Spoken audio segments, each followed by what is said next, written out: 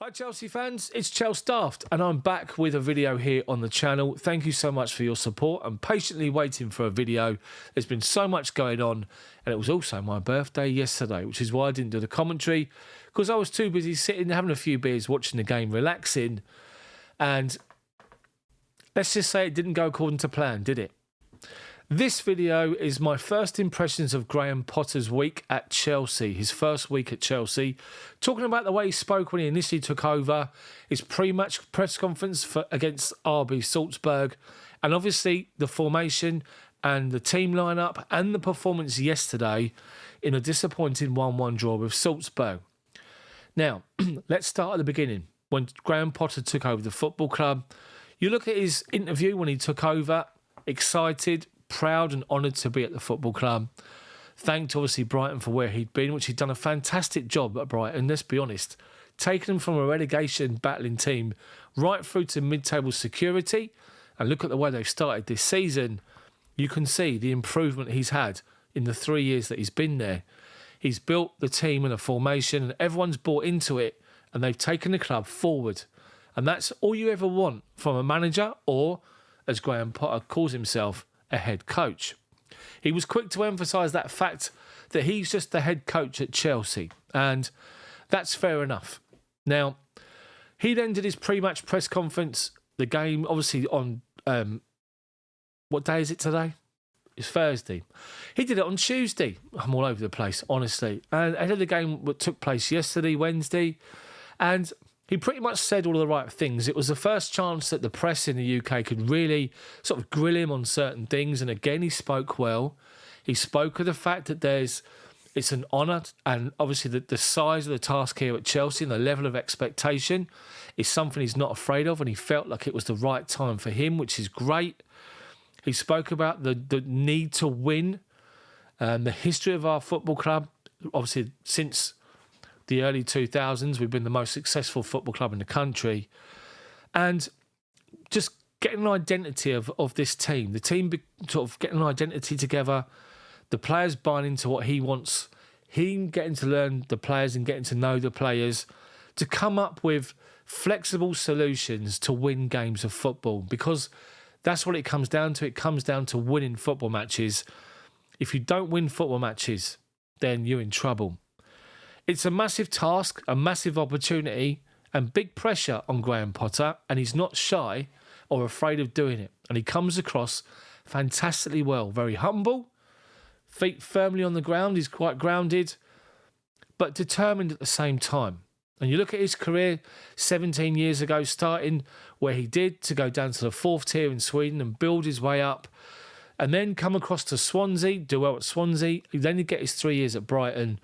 The guy's grafted and, you know, there's no airs or graces with him. He's real, he's genuine, and that's what I liked from him, my initial opinion of him. And hopefully he just continues to develop himself as a manager, head coach, and he gets the Chelsea players that are there now, or those that are going to join, to keep improving. And our football team improving from where we're at. Because, let's face it, without being, sugarcoating anything, we were awful. We were boring. We were crap. Chelsea's play was just predictable, one-dimensional, and you knew how to defend against them, and you knew we couldn't break you down, and that was a massive, massive problem. Looking back over the games, I spoke about it today with somebody at work. They asked me about, do you not think it was harsh on Tuchel?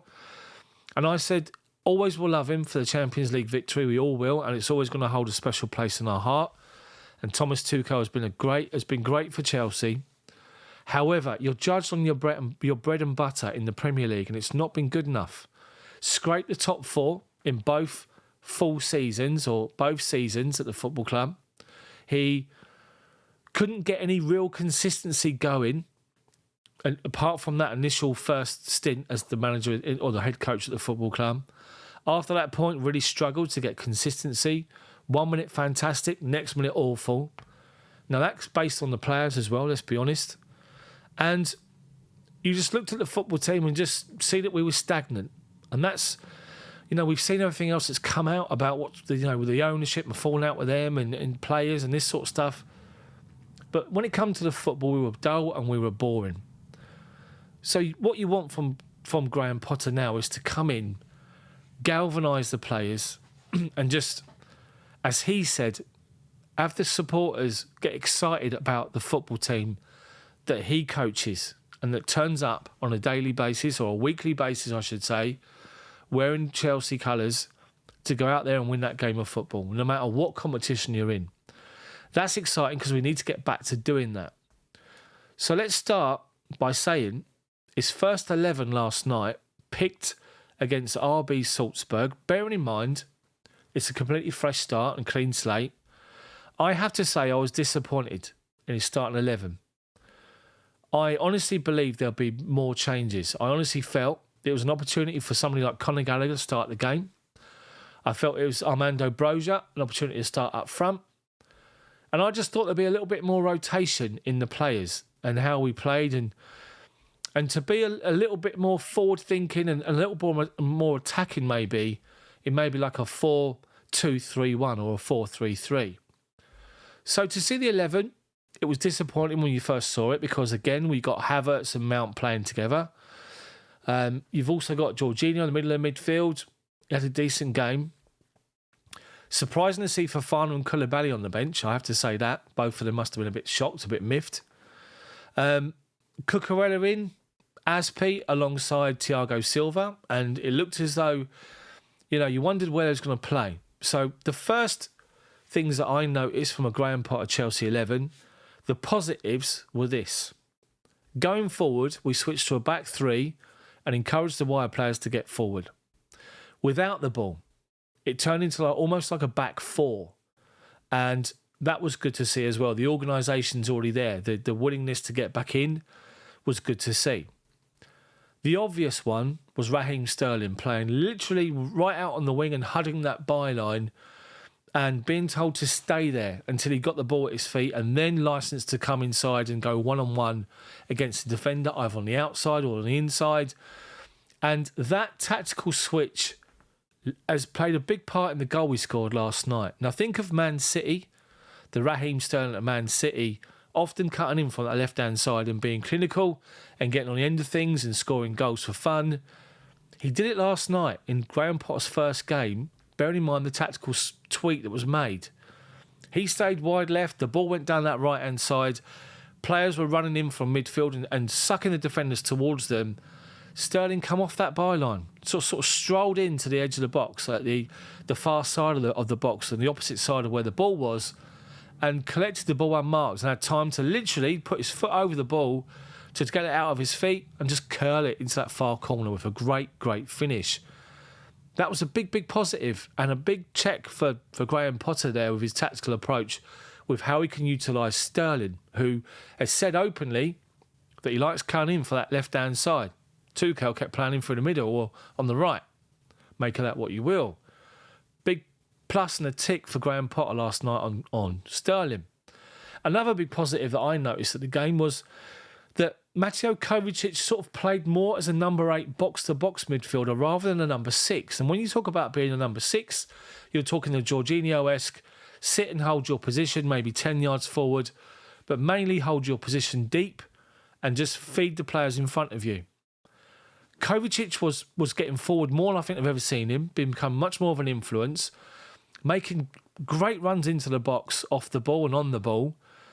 And that was really noticeable. We've not seen that from him before, in having that sort of direct approach, rather than sort of being a little bit more sort of shackles on, if you will. Just playing and holding that position in the midfield area, maybe pushing on to the edges of the attacking third, but no further. And that was really, really good to see. Another positive for me was obviously when we conceded 1-1, we really went for the game with the substitutions that we made, and we tried to just throw everything at the game to try and get a winner. But for the goalkeeper's great save against Hakim Ziyech and a wasted opportunity from Armando Broja, it could have been a very, very different result. So they're the positives. The negative, I've already spoken about. The big one was the starting 11 for me. I was disappointed with what I saw. Secondly, the the resistance for Chelsea's players to hit the ball early from outside the box or just inside the box or from 30 yards, this mentality that we still got, which Potter's going to have to work his arse off to get us out of it, to stop trying to walk the ball in the back of the net. And, I mean, for God's sake, lift your head up when you're looking to play across in the box and look where your players are. How many times we play balls when no one was there, or we play balls behind the runners? We went to the front post or 6-yard box towards the 6-yard box. The ball was pulled back towards the penalty spot behind the run. Numerous times where balls were overplayed. First half, Raheem Sterling put an absolute peach of a pass on a sixpence right in the middle of the 6-yard box and nobody was there. So that needs working on and we need a little bit of understanding. But the negative was we're trying to walk the ball in the back of the net. We're not hitting the ball early enough. Whether that's a confidence thing, I don't know. But for me, it's very, very noticeable. The players need to just go with their instinct. Play instinctive football. You get in an area, a bit of space, bang it. Test the goalkeeper. Another negative for me was how we defended for the goal we conceded in different areas that led up to the goal. First of all, Cucurella sold himself, got pushed up and got caught out high up the pitch inside their half, and the ball come down his side. I'm not sure who's over covering, whether it's Jorginho or somebody else. Powder puff challenge near halfway to try and win the ball. They just went past us easily. And that opportunity, they played the ball down the wing on the right-hand side. Thiago Silva won't be impressed or pleased with himself for his attempted tackle to try and win the ball back, which was feeble, let's be honest. I could never believe I'm saying that about Thiago Silva because everything else he does in games is outstanding. That one challenge was feeble and he knows it. And then you look at a situation where Azpi's then pinned one-on-one with the striker and your natural reaction is to look at where the ball is first, then the player, then back at the ball. And of course, the forward is smart. He knows what Azpi's going to do. He knows he's going to look there, then look at him. So he waits for him to look away, makes the run and catches Azpi off guard, gets the extra yard or two, and let's face it, disconnects with the ball, mishits it, bounces into the floor, and evades Kepa, who couldn't really do anything about it. So the whole situation being caught up pitch, powder puff challenge on halfway, poor from Thiago Silva near the edge of our box, and obviously getting caught in the box for the goal. It could be avoided, and it needs working on. We need to have clean sheets quickly at Chelsea because we're conceding goals for fun. So there's plenty of positives. There's some negatives as well. I'm not going to sugarcoat anything. I'm just trying to be genuine on what I've felt and what I've seen from Graham Potter's first week at the football club. And hopefully you guys might agree with me. If you do, then let me know in the comment section below. But if I could just ask every single one of you to smash that like button for me, it means the world if you do that. And if you like the style of my videos and the way that I talk on my videos, and hopefully say things or just give an opinion that resonates with your opinion or not, then subscribe to my channel as well. But make sure you also hit the notifications bell so you're notified when my videos come out. Thank you so much for your patience with my channel and my videos. Thank you for watching. Let me know what you think of his first week and his team selection and changes and things you noted in the game in the comment section below. Thanks for your support. See you next time.